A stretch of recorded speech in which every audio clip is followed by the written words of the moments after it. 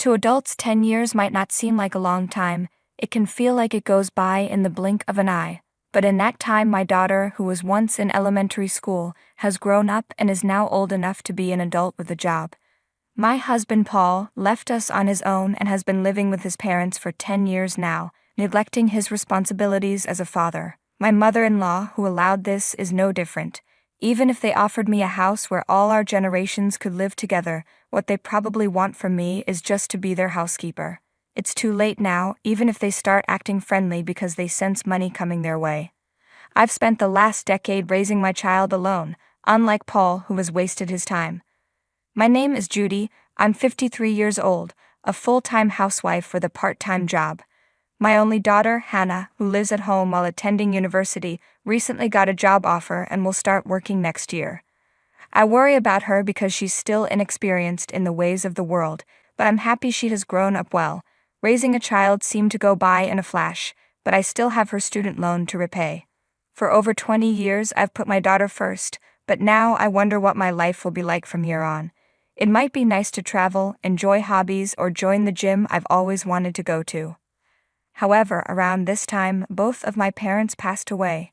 Their death was sudden. They died instantly in a rear-end collision. It was so unexpected that I had no time to grieve, as I was busy with funeral preparations and dealing with inheritance matters.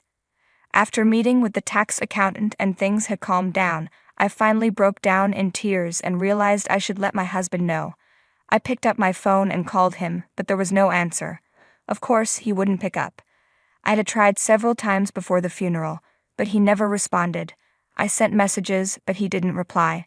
After several attempts, I got busy and forgot about him. More than a week passed. I don't consider myself heartless for not thinking about my husband at such a time. In fact, it's been years since he stopped coming home.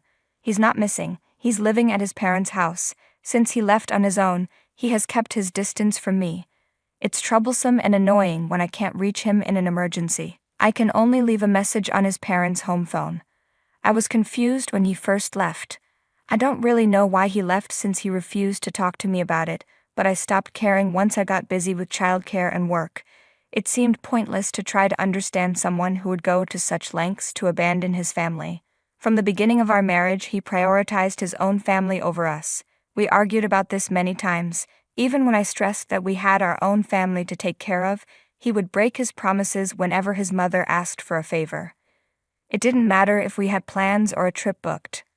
I did feel like he tried to contribute to the family when our daughter was young, but when she became a teenager and grew distant from him, things changed.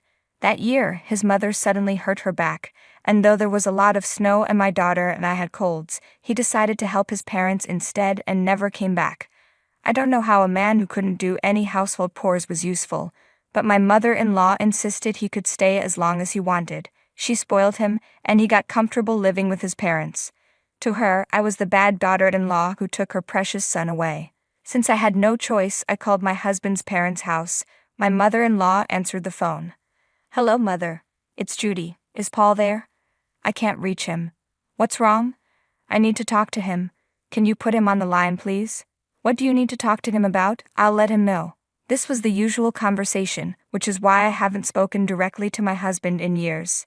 Actually, my parents have passed away. What?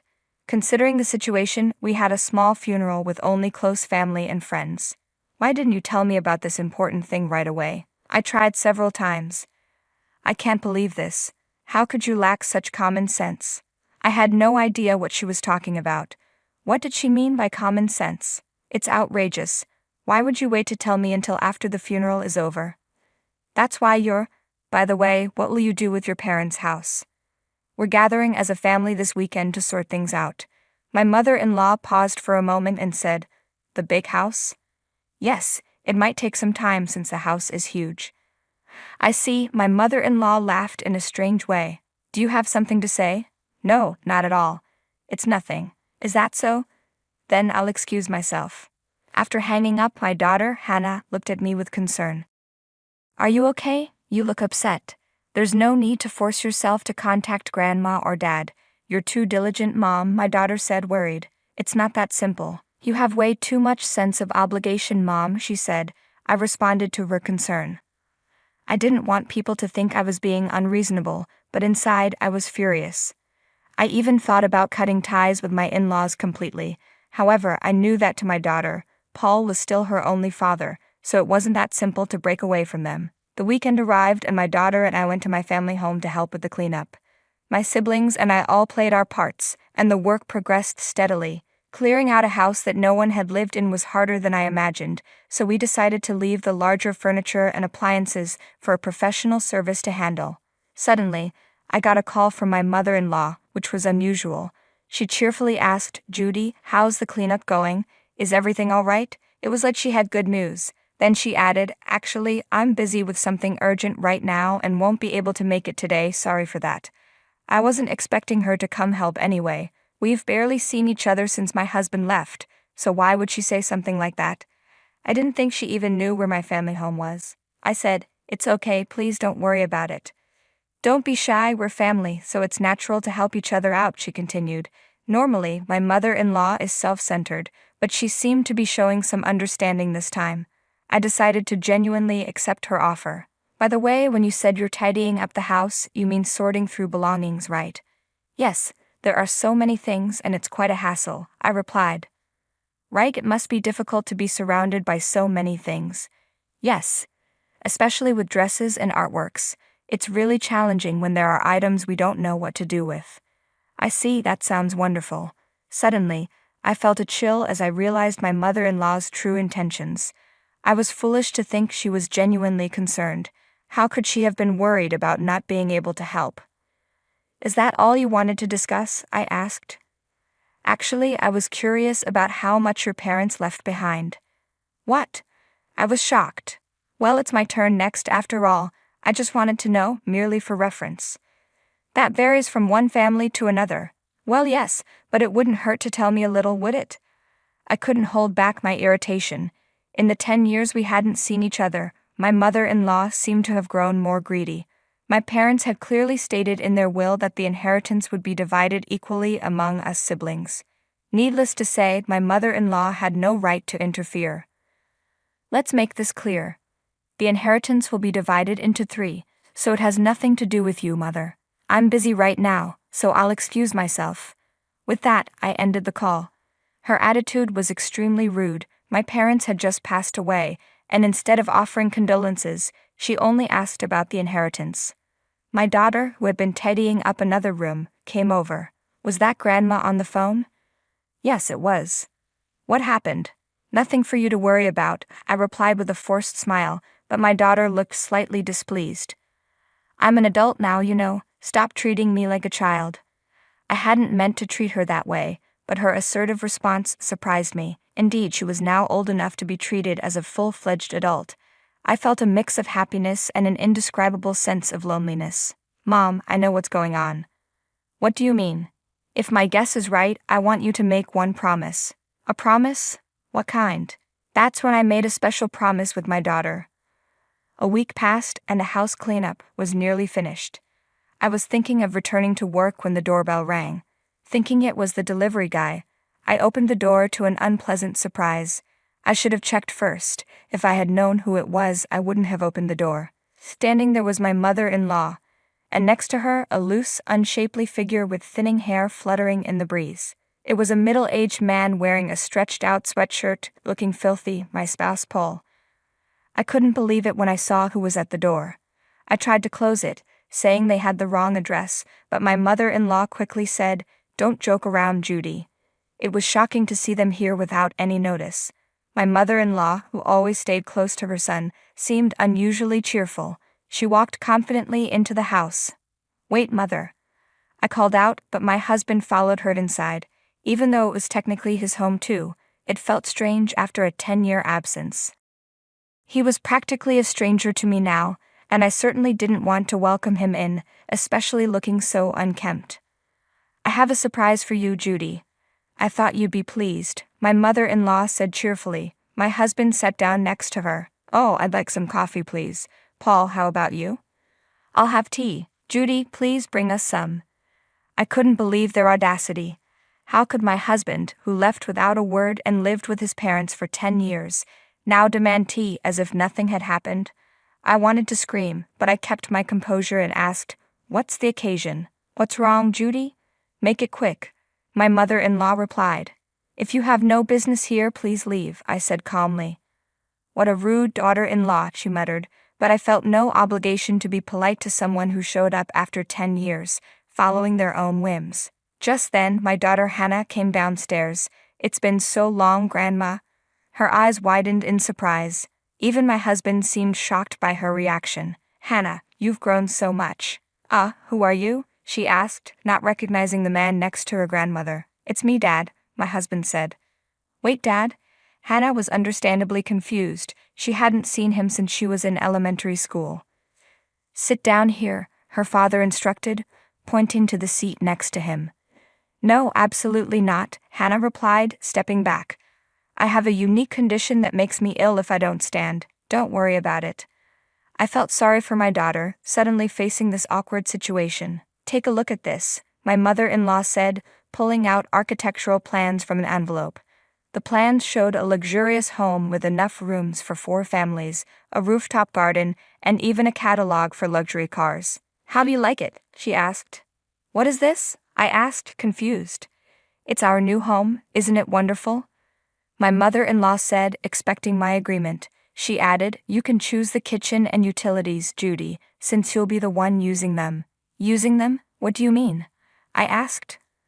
"I recently realized we should live together as a family. Since we just happened to come into some money, don't you agree it's the perfect time?" she explained. "I don't know the specifics, but how does this involve me?" I questioned. "We're family, aren't we? I believe family possessions should be shared," she replied. It became clear to me that my mother-in-law was out of control. Desperate to understand the situation, I turned to my husband. "What do you think?" But they just exchanged looks and nodded silently. Then my mother-in-law whispered something to him, like they were having a secret meeting. Finally, my husband spoke up. "Seems like it's time for me to return home." I was confused and let out a sound. "With the $3 million we inherited, I'm thinking of building a 2-family house to live there with my parents," he said smugly. My mother-in-law nodded, pleased. "Did you hear that, Mom? It's just like I said," my daughter exclaimed. I couldn't help but laugh. "Really? It turned out just as you said, Hannah. You're amazing," I said, and we shared a laugh. The atmosphere lightened, and even my mother-in-law and husband seemed pleased. "I'm glad you two agree. The construction date is already set, and all that's left is to pay the down payment," my mother-in-law said. But Hannah confronted them. "You're completely wrong, Grandma, Dad. Don't you think you're being a bit too oblivious? Even if you say you want to live together, I absolutely refuse to take care of the 2 of you, who have troubled Mom for years." My mother-in-law was shocked. "What? Mom, I won the bet, so keep your promise," Hannah said energetically. All right, I agreed. As we discussed the situation, my mother-in-law suddenly asked, "What do you mean, what promise?" My daughter, Hannah, responded sharply, "Grandma, it seems you can't tell the difference between what's yours and what's not. We bet on whether you were after the inheritance." "Huh? What does that mean?" my mother-in-law asked, puzzled. "If you could tell the difference, you would have told Dad to go back to his own home long ago. But you always said families should stay together," Hannah explained. Then my husband suddenly raised his voice. "I left this house because of you two." My daughter and I exchanged confused looks, not understanding what he was getting at. "I would have forgiven you immediately if you had just apologized. I was waiting for just one word from you both," he continued. "Wait, you lost me. What do you mean?" I asked. "You told me to leave, Judy," he said. I tried to recall but couldn't remember ever telling him to leave. "Have you really forgotten that snowy night when I came home tired from work, and you told me to leave?" Finally, I remembered a faint memory. That night, Hannah and I were bedridden with a cold. He came home without bringing anything and asked, "What's for dinner?" I had simply asked him to dine out. To think he held on to that for years drained the strength out of me. How trivial was that? "Is that really what happened?" I asked, still confused. "Yes, and that's why I'm baffled." "Why did you leave it like that?" he said. "It's your fault. I tried to contact you many times," I responded, looking at my mother-in-law, who smirked with guilt for not relaying the messages. "Apologize and I'll forgive everything." Let's forget the past and start fresh as a family, he said. At this, Hannah couldn't contain her laughter. Dad, didn't you know? Mom has been preparing for divorce for 5 years. What? He asked, shocked. The promise I made with my daughter was to get divorced if my mother-in-law was acting out of greed for the inheritance. It would mean endless troubles ahead, prompting me to make my own decisions, I explained, feeling relieved as if shedding a heavy burden I had carried for years. Don't joke around. Do you think you can just submit a divorce application unilaterally? My husband retorted angrily. Long-term no contact and separation are grounds for divorce, I calmly replied. What does that mean? Didn't you know I thought I was fulfilling my duties as a father by sending money? The amount was too insignificant. Do you think children can be raised on money alone? How can you say you've fulfilled your role as a father after neglecting your family for 10 years? A mother is supposed to take care of the kids, he muttered. There's no point in talking to you. Yes, I raised her by myself, and we didn't need you, I said. You were absent for school events, pickups, and preparing lunches. Even when I was sick, the husband I should have relied on was absent. Your presence was unnecessary then, and it still is. Let's send this, I said, referring to the divorce papers. Wait, are you serious? What are you planning to do from now on, Judy? Please help. What should Paul and I do when we get older? My mother-in-law pleaded, trembling with fear. You're essentially asking Hannah and me to be your helpers or caregivers? I asked. No, that's not what I meant. I don't know what to tell you unless I have something I owe you. What about the $3 million inheritance? Let's use it more effectively, my mother-in-law said desperately. Where did the $3 million come from? If it's divided among siblings, that implies a $9 million inheritance. That couldn't be possible, I responded, confused. It's a misunderstanding. There wasn't such a large sum in the first place. Even if there were, I would never build a house for us to live together, I declared firmly, facing my bewildered mother-in-law and tearful husband. Judy, are you really going to leave me behind? My husband pleaded. Continue living at your beloved parents' home as you wish. Goodbye, I said, resolute. 3 months passed, my ex-husband's ceaseless demands for reconciliation bordered on stalking. His lengthy messages, sent over 20 times a day, went unread. When I hinted at legal action, he backed down. The divorce papers were finally processed without issue. Looking back, my ex-husband and mother-in-law's self-centered imaginations led them to believe others should take care of them. It was a pitiful sight. Even Hannah is striving to become independent. She plans to move out and live on her own after getting a job, a suggestion I made. Though I'll be lonely, it will be a great experience for her to understand the value of money, time, and family. As for myself, I've been offered a full-time position at the company where I worked part-time. After the task of raising a child ended, they strongly recommended me. I'm very grateful for the opportunity. Following the divorce, I'm studying diligently to get a certification, excited about this new journey. When I shared the news with my daughter, she said, "Mom, you're like a new employee, just like me." We laughed together. Time flows equally for everyone, but how we spend those 10 years varies. There will be enjoyable times and moments when things don't go as planned. Maybe after another 10 years, some conclusions will be reached. I plan to live freely, just as my daughter wished for me. I hope you do the same.